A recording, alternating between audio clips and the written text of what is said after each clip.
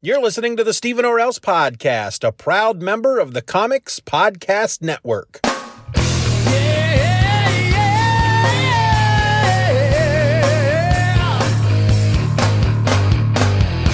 Hello and welcome to another episode of the Steeven Orr podcast, the only show that turned down a chance at joining the Herculoids because we really didn't like those little blue neckerchiefs. I'm your host, Steeven, and I have been swimming in nostalgia this past week. Johnny Quest, Space Ghost, the Herculoids. You guessed it! I read Future Quest Volume 1. But again, you probably knew that just based on the title alone. But first, before we get into the meat of it all, just a reminder that March is Superman month. The first episode in March, which will be Monday, March the 4th, I'll be talking about the Death of Superman trade, and I invite you all to join me. If you don't already have the trade or the issues, you can pick it up for free through the Hoopla app if you have a library card and your library participates, or you can get it through Comixology Unlimited and Kindle Unlimited, or you can just go out and purchase the thing somewhere. But here's the thing. If you want to join in, you have until the end of the day, Wednesday, February 27th, to send me your thoughts. You can email them to stevenorelse@gmail.com. You can put together like a 5-minute audio clip and also email that in to stevenorelse@gmail.com. Send those in if you want to join, but that's not all. The following weeks, I'll be talking about the other 3 books in the Death and Return of Superman storyline.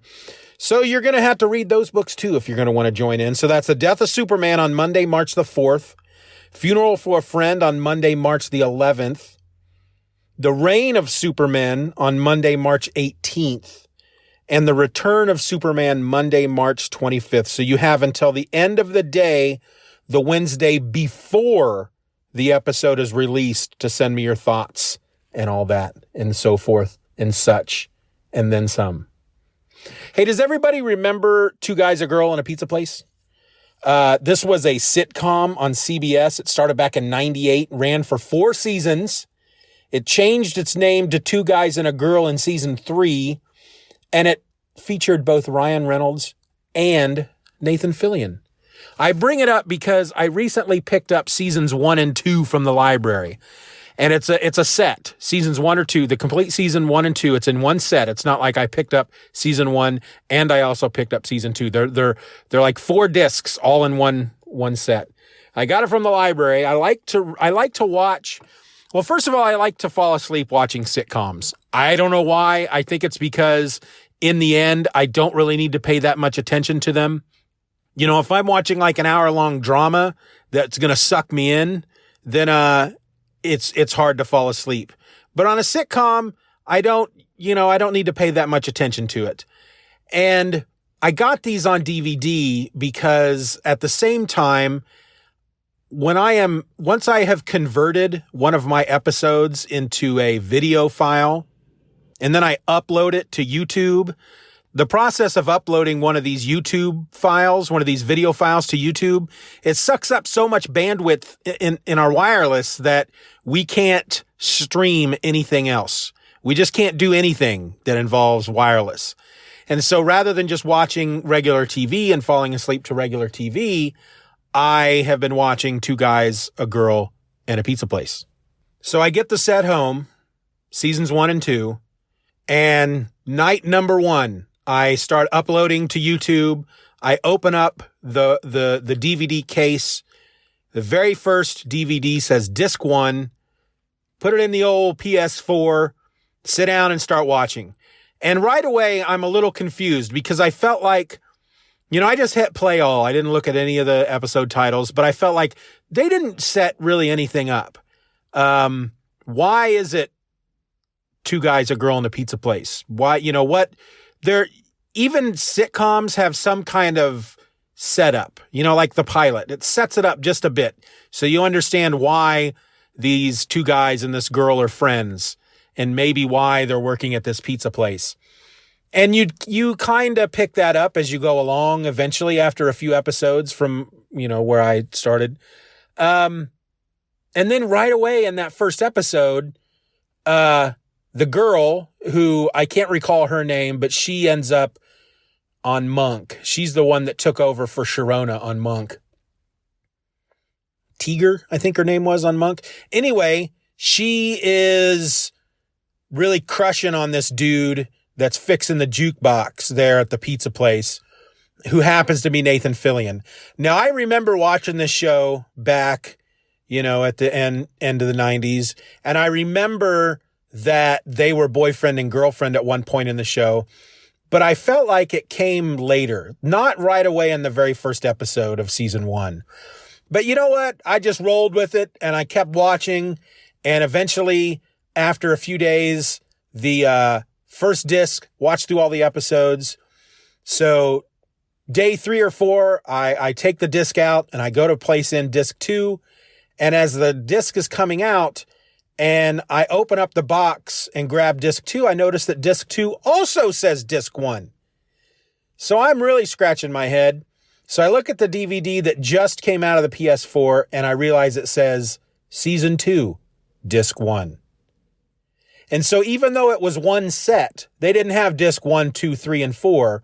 They had season 1, disc 1, season 1, disc 2, season 2, disc 1, and season 2, disc 2. And they didn't have them in order. Whichever jerk had this DVD set before me didn't put the DVDs back in order. And so I watched the first half of the second season first. Thankfully, it was a sitcom, and it's not really thrown me through a loop. But then it was weird to put in disc 1 of season 1 and then start watching the pilot. But you know what? I got over it. I'm a grown man. My mind works most of the time the way it's supposed to. I was able to understand what was going on in the show. Not a lot of big threads weaving in and out. We're not talking about Lost. Can you imagine putting in disc 1 of season 2 of Lost, having never watched the show before and thinking that that's the first episode and just watching? That would be weird. But that's not what I did. I watched the first half of season 2 of Two Guys, a Girl, and a Pizza Place first. So that's the kind of guy I am. If you're new to the podcast, this is the kind of person your host is. The kind of person that doesn't really pay attention to the DVDs, the kind of person that expects that the person before him who checked out a boxed set of DVDs that have more than one DVD in it, I'm the type of person that would expect whoever it was before me to put those discs back into the DVD case in order. But no, they didn't.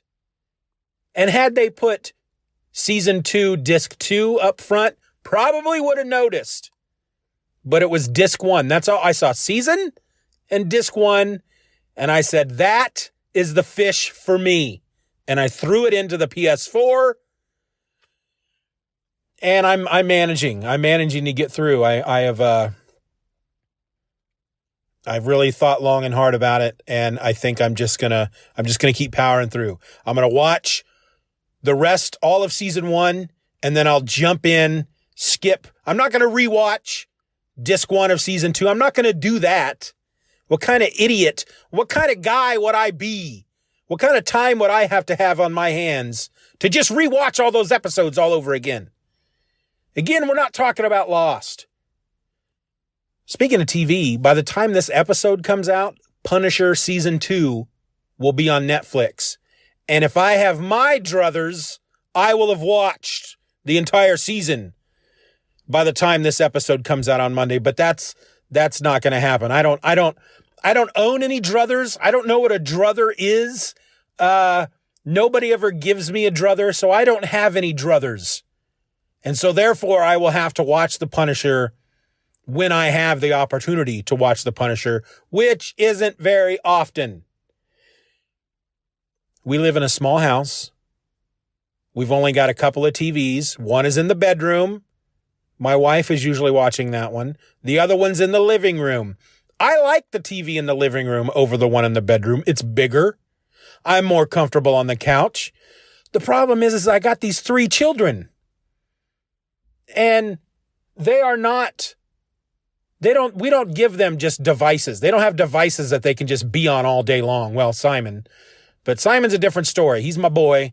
He's 16. He is, if you're a new listener, he has autism, high functioning. He kind of needs his device.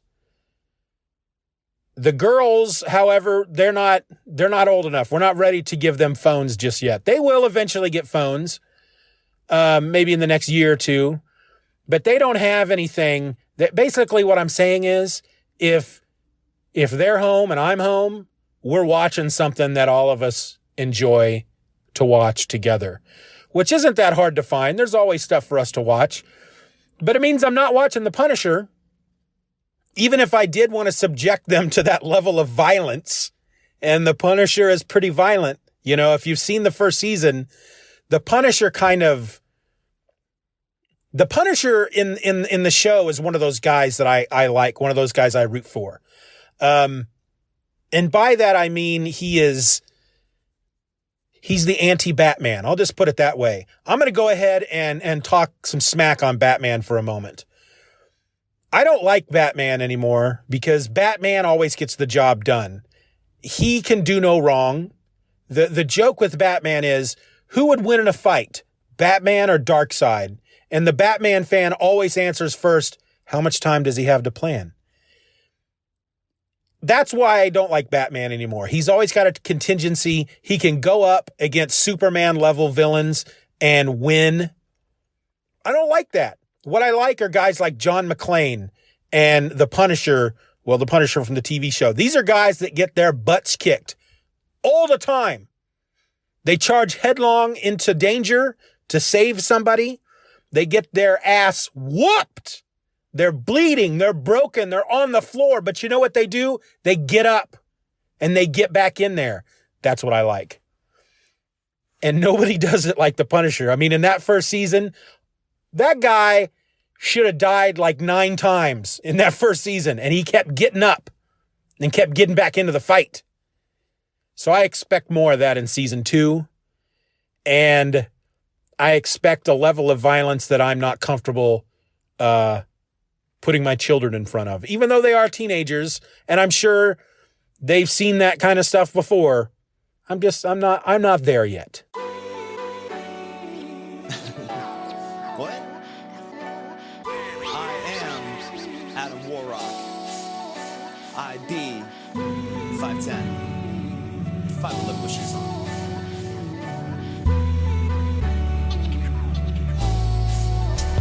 I am Adam Warrock. I be the new generation, second wave of independent rap and occupation, product of a pair of immigrants who fell in love in a foreign land, trying to outdo the expectations. A kid who grew up with crushes on that blonde girl who blushed whenever he'd see her at school during lunches, whose best friend's older brother skated in a half pipe, played street hockey till the sunset at night. Child of the 80s, I grew up in the 90s. I saw the cop killers, I saw the coast fighting, I witnessed indie revolution and now nerdcore, Napster, iPods, digital music is turf war. And furthermore, never I'm going with that. Music is bigger and better, can do more good than bad. And that's bad, meaning bad, kid. And I'm rapping 3 tracks just to give me some practice live. I used to bump by MIB. I used to think that happiness in life was unlikely. I used to try my best to sit back and write these dope-ass lyrics in my notebooks nightly. I used to dream big till my head hit the sky. See, I used to not blink till I needed some Visine. So then why would I take a day off? Now that I'm living my dream, gotta make it pay off.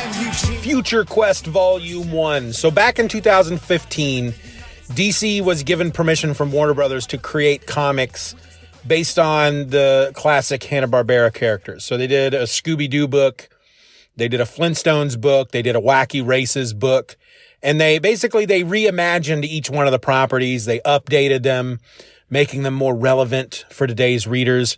At least that's the way I understand it. I didn't read any of those, didn't have any interest.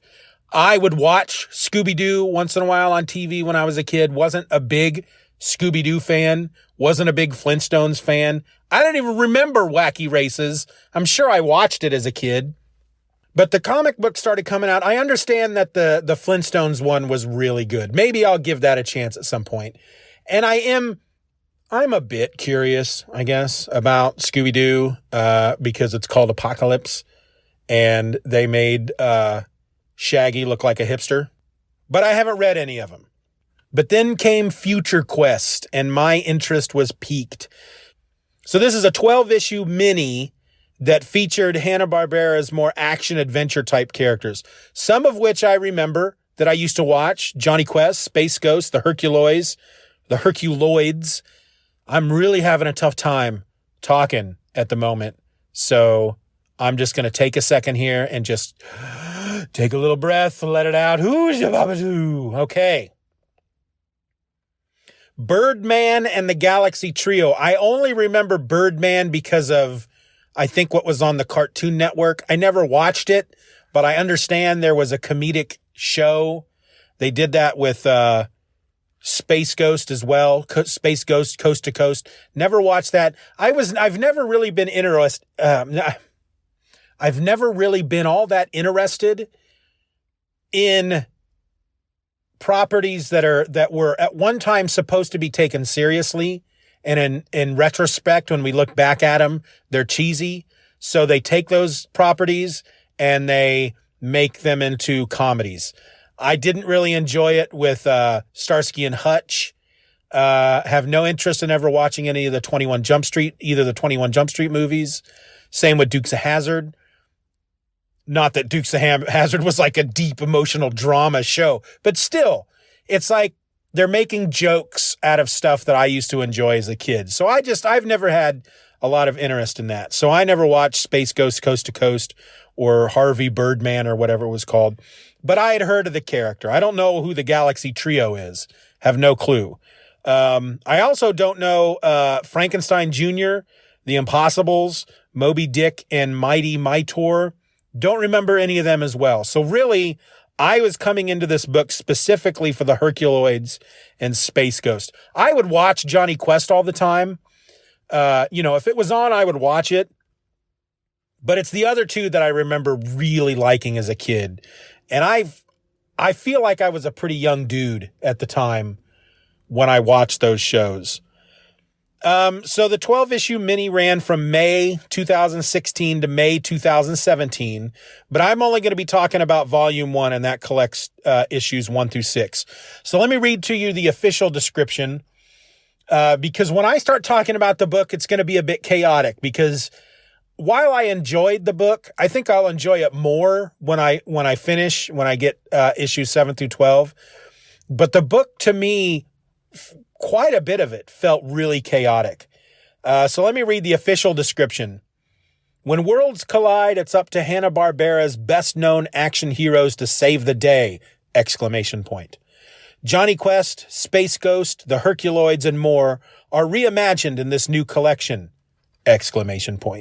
When Johnny Quest and his adoptive brother Haji make a startling discovery in the swamplands of Florida, they are pulled into an epic struggle between the Space Rangers and a dangerous villain who threatens the galaxy. No! There. Now it's up to the combined forces of Johnny Quest, Space Ghost, the Herculoids, Birdman, Frankenstein Jr., The Impossibles, the Galaxy Trio, and Mightor to stop him and save their universe!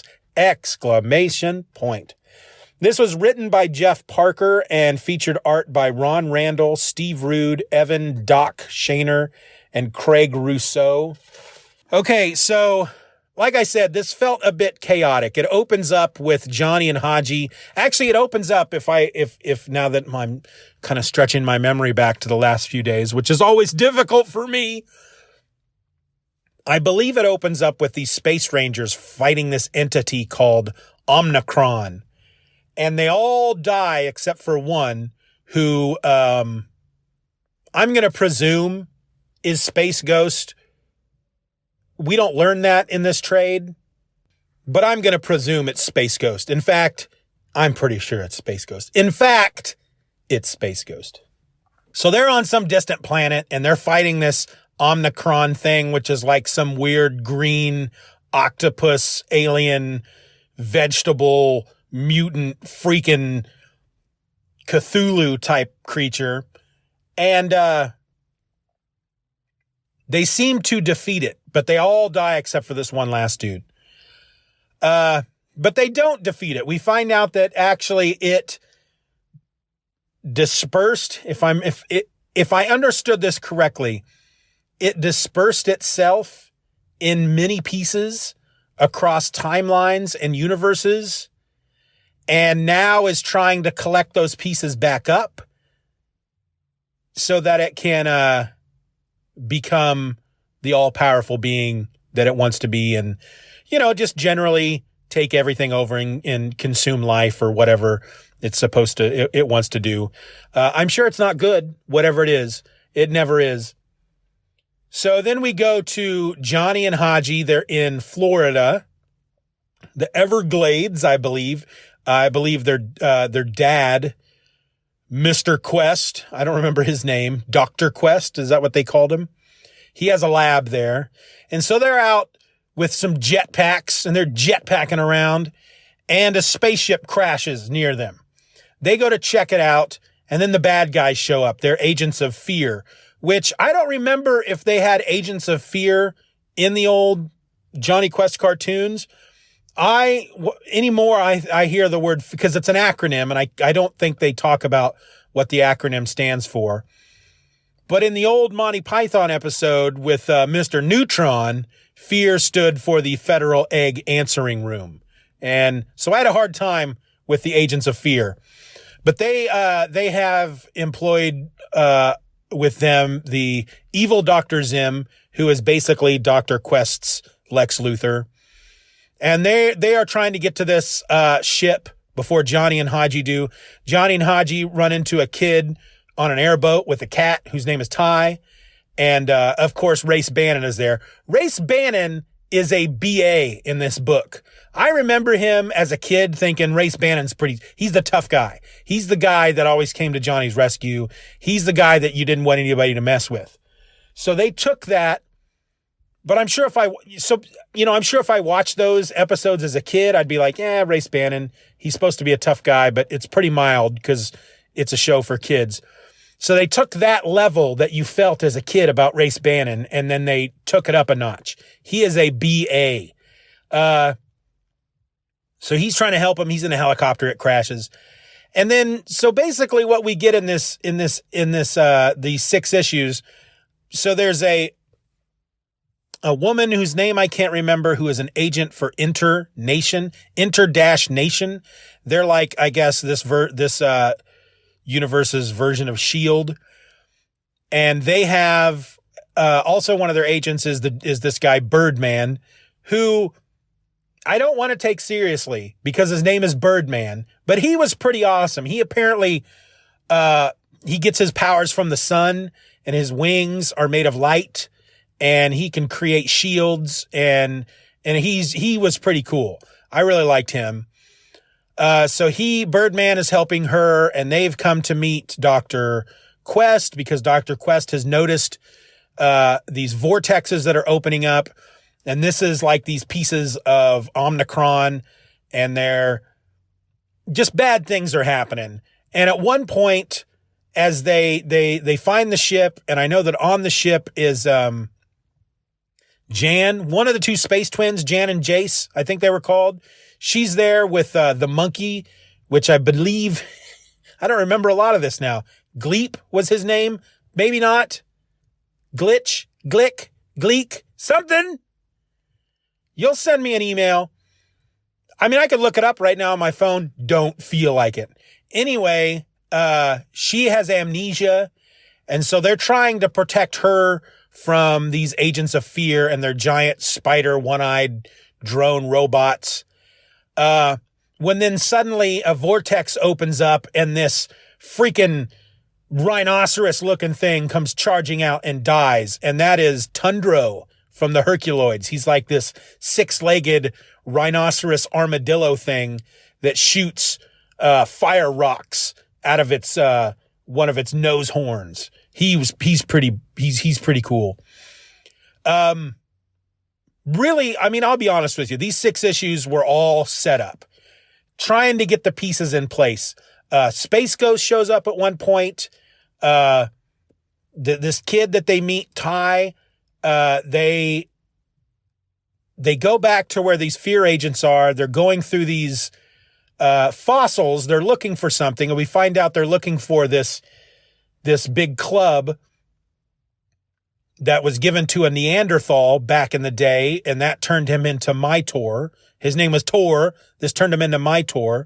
Ty finds it. He takes a hold of the club. He turns into Mytor, and his cat turns into a big saber-toothed tiger.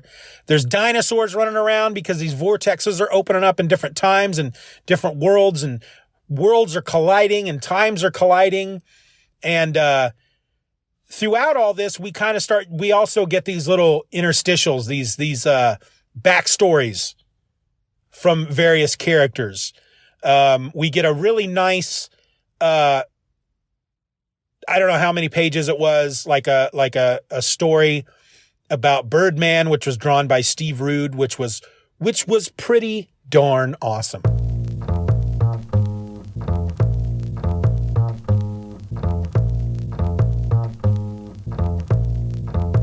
Check it out, yeah. This is summertime. We got a heat wave outside. Monsters stay frosty on the mic. Know what I'm saying? Yeah, sunny day outside. Maybe it's too hot. Maybe I walk around the block to get adjusted. Maybe the edges of my eyes are all crusted because I dreamed all night, yo, poetic justice got me taken to the streets with a newfound sense of purpose because new things have surfaced. Now I'm reevaluating how I approach this. Stepping on new ground, used to think it was hopeless. Nah, to everybody suffering from some kind of corruption inside of their minds, body or soul, then trust in this. You need sustenance, something different from the hustle and bustle. Your whole daily production got its custom in. I place like all my attention up in the beats and rhymes, hoping to keep the time and speak the deepest line. And if I never hit the streets in time, then I'ma just keep rocking with the peace of mind. Doing our best to just get by. So raise your hands and touch the sky. I'm thinking everything's gonna be fine. Why would I lie to you? Why would I lie to you?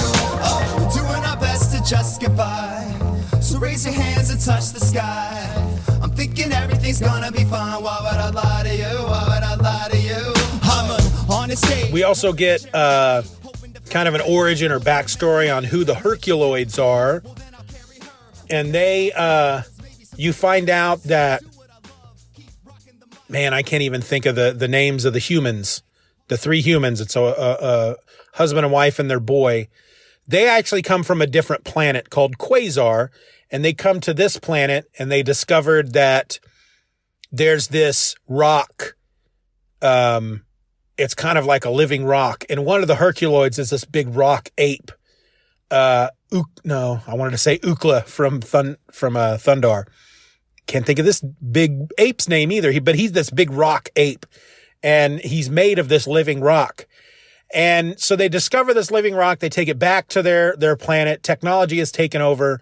They've been building robots to do all their tasks for them. And they have been creating artificial intelligence. And this rock, this mineral helps with that. But of course, as soon as the robots are intelligent, they're wondering why they're doing all the work while the humans just get a slack off. So they take over. The husband and wife escape from Quasar. They go back to this planet where the rock, they got the rock. They hook up with the Herculoids, and they basically protect the planet from these robots that are always trying to come and mine more of this rock so they can perpetuate their robotic species. We also get information on the Impossibles. These are three dudes that were in a rock band. They got superpowers through some kind of accident while they were on this cruise ship.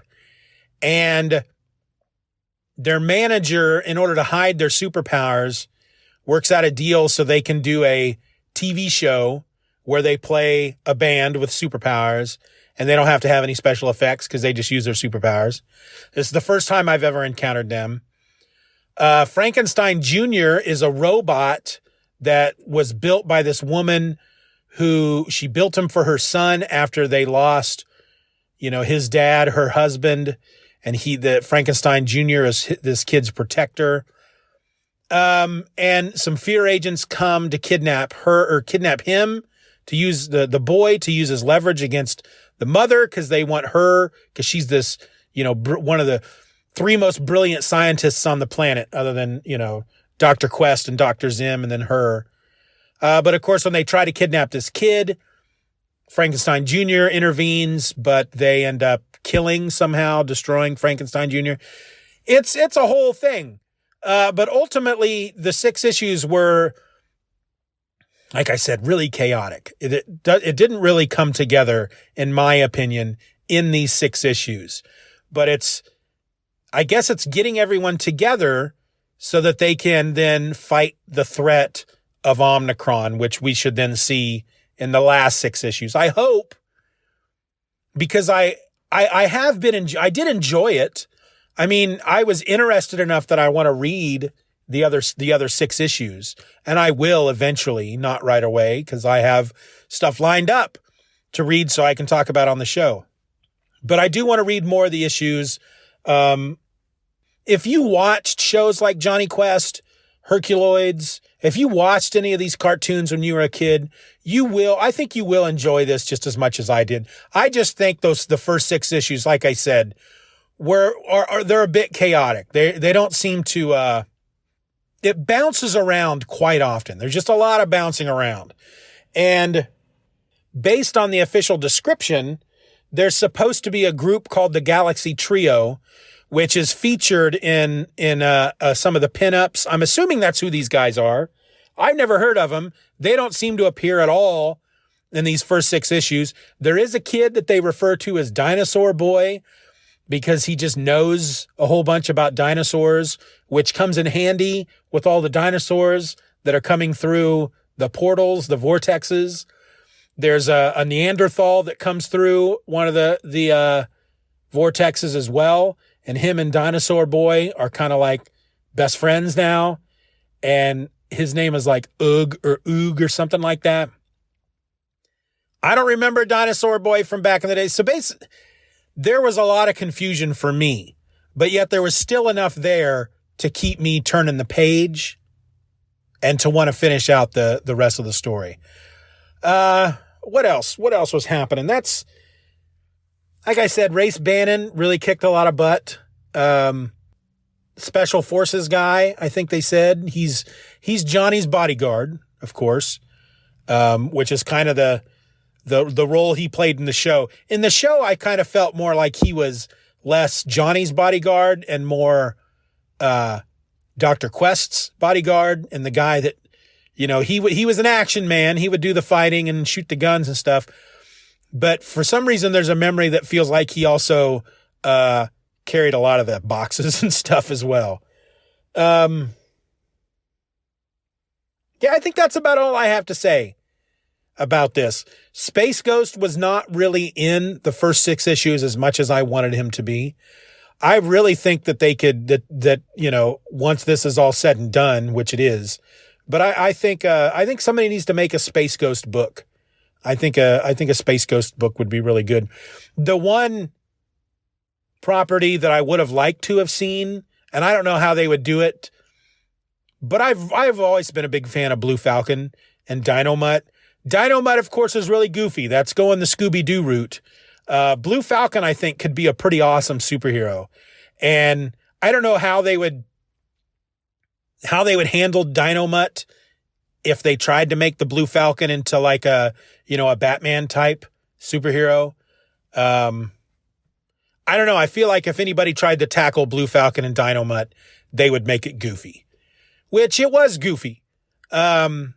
But I would like to see somebody, I wanted to see Blue Falcon show up in this, but he didn't. But they had Birdman and he was pretty cool. Yeah, that's all I got to say. That is all I got to say.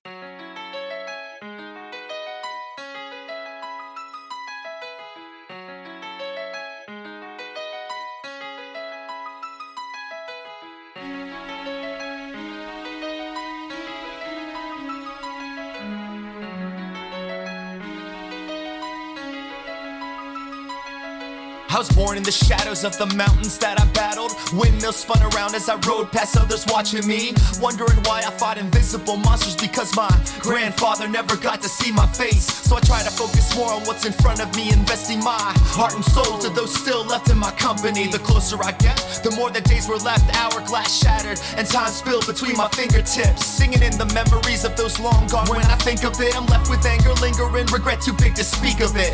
Each of the time I fell on my knees, I scraped the skin, and when I bleed, I pick myself up fast as I can see to it. Time moves quickly and life keeps getting shorter, and people, they get weaker as bones, they grow older. And I still try to ride against those windmills sometimes when I got enough strength to fight, and that's why I kill giants, cause that's how you fight back in life. I kill giants. When the shadows drown out the sunlight, I kill giants. Bigger they come, harder they fall, even when there's no giants at all. Yeah, I kill giants. When I sling the Kowaleski and crush, I kill giants. Whenever life bears down too much, I kill giants. Bigger they come, harder they fall, I kill giants. Even when there's no giants at all, I kill giants. I want to thank everybody for listening to the Steeven Orr podcast. You can email your questions and comments to stevenorelse@gmail.com. You can also leave a comment to the episode on the site.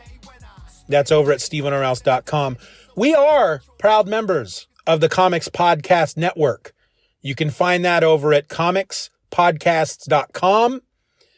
And that, you know, if you're interested in comic book podcasts, that's the place to go, because there's a crap ton of comic book podcasts that are part of this network. So I do urge you to go over there and check out all the podcasts that network has to offer. I just recently was allowed to be a member. I'm pretty happy about that. I used to be a member back in the Just Another Fanboy days, and now I'm back with the Steeven Orr podcast, and I'm pretty happy about that. If you feel inclined to throw a little support my way, you can do that in two different ways. Number one, you can become my patron over at Patreon, and for as little as $1 a month, you're not only going to be helping me support my family, you're going to get instant access to my other podcast, which is called My Other Podcast. It releases twice a week and is exclusive to patrons only, except for the odd episode that I just decide I'm going to make this available to everyone. But you can check that out over at patreon.com/Steeven R. Orr. If you aren't into the commitment of a monthly payment thing, you can throw me a one-time payment for as little as $3 over at coffee.com. That's ko-fi.com/Steeven R. Orr. If you want to support me, but you don't want to throw any money at me, you just can't support me monetarily, and that's fine, because you're in the same boat I am. Here's what you can do for me. Just spread the word. Spread the word, Thunderbird. That's my new thing. Spread the word. Tell your friends. Tell your people on Facebook. Tell your folks on Twitter. Is Foursquare still a thing? I don't know, because I'm not out there. I don't do that stuff as much. I'm on Twitter, but that's about it. The theme song for this episode is Worship by Trinity X. You can find it and more songs from the band at atomiczombierecords.bandcamp.com. The rest of the music in this episode comes from Adam Warrock. You can find him online at adamwarrock.bandcamp.com. He also has a great YouTube channel. Adam Warrock no longer makes music, but for the few years that he's put out 3 albums. He's put out a few mixed, like EPs and whatnot, but he put out a crap ton of free music on his website. At least a song a week, sometimes 2 songs a week, just a crap ton. And most of those, you can't get those over at his Bandcamp site, but most of them you can get on his YouTube channel. So go to his YouTube channel. The link will be in the show notes. And there's just a crap ton of Adam Warrock music over there. Nerdcore rapper. He raps a lot about comic books. I listen to a few nerdcore rappers, but Adam Warrock is probably the one that raps about comics more than the rest of them. And speaking of nerdcore rappers, I just want to say thanks. There's a few guys out there: Adam Warrock, Michael Kill, MC Frontalot, Beefy, Kirby Crackle, which is a nerd rock band. These are folks that I have never met in real life. I may have had a conversation once or twice with a couple of them. Once or twice. Did I say twice? Once or twice through email. But these guys, I sent them an email and I said, hey, I love your music, which is something I urge anybody to do. If there's an independent creator out there that you like, tell them that you like them. Just tell them. That almost is worth more than any amount of money. I mean, there's a line, but tell them that you like them. So I at one point, as I was starting this podcast, I reached out to each of them and said, I love your music. I would really like to be able to play some on my episodes. And each one of them said yes. I didn't get a no from anybody. Each one of them said yes. They don't know me. Sure, I had a few episodes out there, and if they wanted to, before they answered, they could have gone and listened to some of them to see what I was about. But each one of them said yes. And I can't thank them enough for that, because I think it brings a lot to the show. So thank you, Adam Warrock, Beefy, MC Frontalot, Michael Kill, Kirby Crackle, That Old Field Victory. That's a band from Kansas City, Missouri. I used to play in a band with those guys. They're letting me play some of their music. So thank you to all of you dudes, all you folks making music. If you're out there, if you listen to the podcast and you make music, shoot me, throw me a line. We'll talk. Maybe I'll play some of it on the show. All right, so all the links that I gave you here in this little end piece thing, they're all going to be in the show notes. All those website addresses I gave you, they'll be in the show notes. Don't worry about writing them down. But that's it. That's the show. So until next week, I'm Steven. This has been my podcast. Later.